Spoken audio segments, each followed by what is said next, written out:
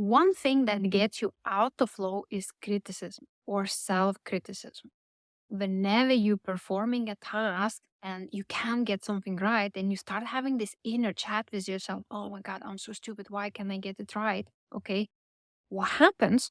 You actually start struggling with the task. Okay. So whether you're playing a piano and you're trying to get all notes right, okay, but if you keep beating yourself over every single key you miss, playing music isn't enjoyable anymore, right? Okay. And the funny thing is, untrained ear won't even hear that you missed a note. Okay. And if you are just trying to learn to get into the flow, just let yourself go. Okay. And it's the same thing with running. Imagine you are training for a marathon and the first 5 kilometers is very difficult, or maybe the first day you try to do 5 kilometers is very difficult because you've never done it before.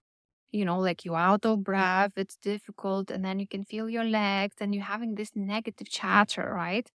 And if you're going to do that every single day, it's going to be really difficult and it's going to require you a lot of willpower to become really good, to reach that level where you can run a marathon. But what about if you take a different approach? What about you just like, oh, I'm just going to enjoy my run? Okay. Because I remember I've done that when I was living in Rotterdam. I was training for a marathon and, 5K were very difficult, especially when it was windy. Okay. And when you have to run by the river because it's such an open space. But then I got to the stage where I had no problem running 10K a few times a week.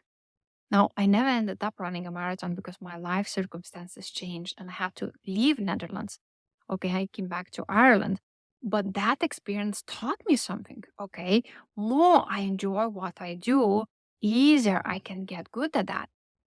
And that is so different from what we used to because we always think that we have to beat ourselves up when we don't get something right.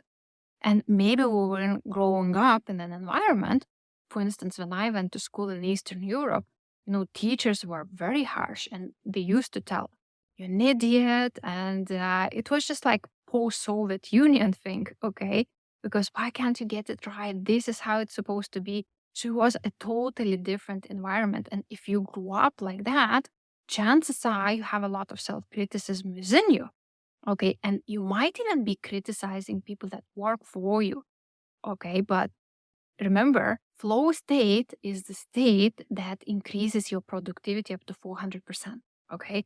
So you will get results faster within your business. And if you do have a team, okay, your team will get faster results as well. It's really important to know, okay, how to empower them to get into the flow state instead of criticizing them, right? Because then you're going to get them out of the flow state.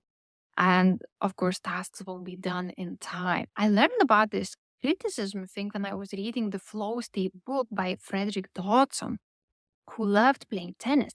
And he said that playing tennis, against the wall was one of his most favorite things to do because he would get in the flow state so easily. There's no pressure.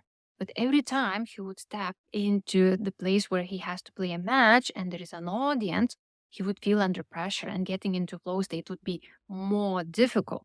Learning how to get into a flow state and most important, staying in the flow state is probably a really important thing to do to any business owner or a sports person because that helps you get results faster and quicker, right? So next time you feel that you're just about to criticize yourself, why don't you just say, okay, no, I'm going to enjoy what I'm doing. Okay, just try something different. Self-criticism is probably very similar to your perception and reaction to things. Okay. If you are running a business, it's really important to learn to take a helicopter view and take a step back just to see the whole instead of just focusing on one thing. And that's exactly what my next video is about. Okay. How narrow focus, or sometimes it's called even laser focus, can actually stop you from getting results as a whole. Okay. Well, look, thanks for watching and I'll see you again. Bye.